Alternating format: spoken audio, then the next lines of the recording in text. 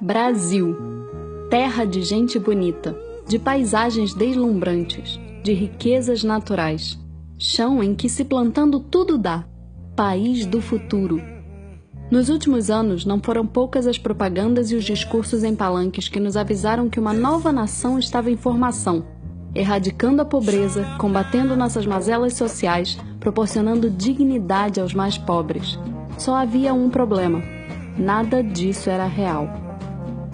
Longe do marketing político, nós atravessamos uma década de bônus demográfico e aumento no preço geral das commodities, crescendo menos do que o mundo como um todo, estacionados onde sempre estivemos, miseravelmente pobres. Agora é a hora de calcular o saldo da década perdida e entender de vez onde estamos. Você talvez não faça a menor ideia disso, mas a previsão é que mais de 20 milhões de brasileiros, quase uma Austrália, estejam vivendo com uma renda domiciliar per capita inferior à linha da pobreza até o final desse ano, ou seja, ganhando menos de R$ 140 por mês. E mais de 9 milhões, mais que uma Suíça, terminarão 2017 abaixo da linha da extrema pobreza, com uma renda mensal inferior a R$ 70. Quase metade dos brasileiros sobrevive com até um salário mínimo. No Nordeste, esse número alcança incríveis 68%. O cenário é desolador. 1 em cada 4 brasileiros é hoje dependente do Bolsa Família. Em estados mais pobres, como o Maranhão, esse percentual alcança metade da população. 27,2% dos maranhenses, aliás, sobrevivem com até 1/4 do salário mínimo. E renda não é o nosso único problema. Nós também somos pobres em outro quesito importante: educação. Acredite, é muito pior do que você imagina.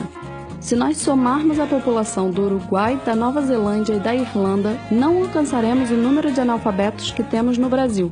No total, 50 milhões de brasileiros são analfabetos ou semiletrados. Se nós reuníssemos todos eles e formássemos um país, a Analfabetolândia, ele seria o 28º mais populoso do mundo, mais populoso que a Argentina. E não se engane, dos que leem, quase ninguém lê de verdade. Um número assustador de 30% dos brasileiros afirmam nunca ter adquirido um único livro em toda a vida. Nem os nossos professores leem. Segundo o Ibope, quando questionados sobre o título do último livro lido, metade simplesmente respondeu nenhum e 22% citaram a Bíblia. Fora da escola, a pobreza é um estado de espírito contagiante em cada aspecto da forma como organizamos a nossa vida. Mais de 35 milhões de brasileiros não possuem acesso sequer ao abastecimento de água tratada. É como se houvesse um Canadá inteiro sem uma mísera torneira jorrando água dentro de casa. É o caos. Quase 100 milhões de brasileiros, mais que uma Alemanha, sem acesso à coleta de esgoto. Outros 17 milhões, uma Holanda, sem acesso à coleta de lixo.